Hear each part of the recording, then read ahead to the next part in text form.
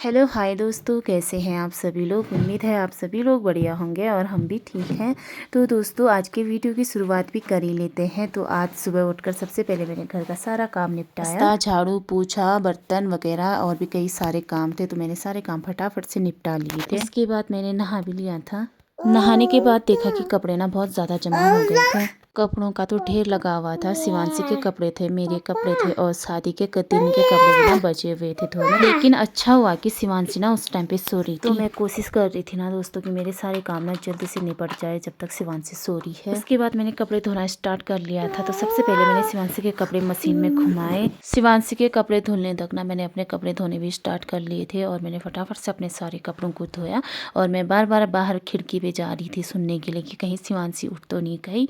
और इतने में मैंने फटाफट से अपने कपड़े धो लिए और आ गई थी मैं बाहर अपने कपड़ों को सुखाने के लिए। और शिवांशी के कपड़े भी मैंने जो है ड्राई करने के लिए डाल दिए हैं। और फिर मैंने इतने सारे कपड़े धोए दोस्तों, आज बहुत हालत ख़राब हो गई। तो आज मैंने अपने इतने सारे कपड़े धोए थे और उसके बाद आ गई थी मैं बाथरूम में। शिवांशी के कपड़े भी मैंने सारे निकाल के जो है बाल्टी में डाले और छत में चले गई थी मैं शिवांशी के कपड़े सुखाने के लिए। बाथरूम की छत में ही जो है मैंने शिवांशी के लिए 2-3 नल डाले हुए हैं। तो मैं हमेशा शिवांशी के कपड़े यहीं सुखाती हूँ क्योंकि इस साइड को ना हवा भी कम चलती है तो शिवांशी के कपड़े कम गिरते हैं। आज तो शिवांशी के वैसे कम ही कपड़े थे क्योंकि कल दिन भर मैंने इसको जो है डायपर लगाया हुआ था। तो आज इसके कम ही कपड़े थे, नहीं तो और दिनों ये यहाँ पे ना 2-3 नलों में होता है और ये वाले दीवार में भी इसके कपड़े ही होते हैं। फिर मैंने सोचा कि फटाफट से मैं खाना बना लेती हूँ और अंदर गई तो पानी नहीं था। तो फिर मैं आ गई थी बाहर के किचन में पानी भरने के लिए। और पानी भरने तक मैंने सोचा कि तब तक मैं अपने मुँह पे थोड़ा सा वेस्लिन लगा लूँ क्योंकि ना मेरा मुँह बहुत ज़्यादा ड्राई हो जाता है ना। तो फिर वेस्लिन लगा के मैं थोड़ा सा ऑयली कर लेती हूँ।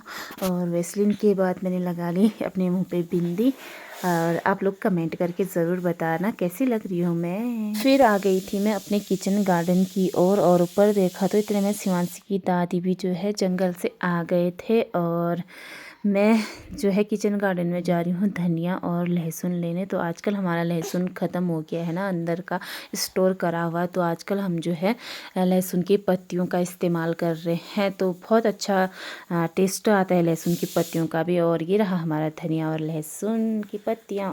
उसके बाद ना मैंने लहसुन को भी अच्छे से सिलवट्टे में पीस लिया था। और जैसे ही मैं किचन में पहुंची ना तब तक शिवांशी भी उठ गई थी और मैं गई शिवांशी को पकड़ने के लिए। उसके बाद फिर शिवांशी को पकड़ा और लेके गई मैं किचन में और किचन में इसको वहीं पे वैसे ही बिठाया। फिर हो गई थी लंच बनाने की तैयारी और मैंने फटाफट से जो है प्याज और टमाटर को कट कर लिया था।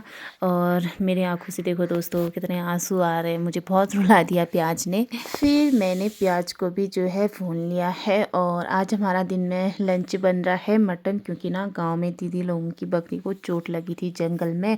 तो उनकी बकरी ख़त्म हो गई थी तो उन्होंने थोड़ा सा हमें मटन दिया हुआ था, तो आज वही बन रहा है। फिर खाना बनने तक मैंने सोचा थोड़ा सा शिवांशी को बाहर आंगन में चलना सिखा लूँ। तो दो चार तो नहीं, 1-2 दिन हो रहे हैं ये खुद से आगे कदम बढ़ा रही है ना, तो बहुत अच्छा लग रहा है मन को। फिर दिन का लंच करने के बाद ना मैंने शिवांशी को सुला लिया था और उसके बाद मुझे क्या खाऊँ हो रहा था। तो फिर मैंने बिस्किट ले लिया और आंगन में देखा ना तो बड़ा बड़ा घास, पता नहीं कौन कौन सा घास है, इसका नाम क्या है पता नहीं, तो ये जमा हुआ था। फिर मैंने सोचा कि इन सबको उखाड़ लो एक एक करके। तो फिर मैंने इनको फटाफट से निकाल लिया।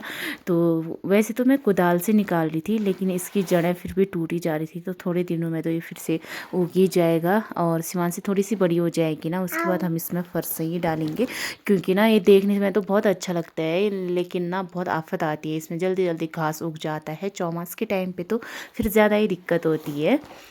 और इतना घास निकालने के बाद ना मैं बहुत ज़्यादा थक गई थी और मेरा मुंह देखो, हल्की सी धूप भी लगी हुई थी ना तो लाल पड़ गया मेरा मुंह।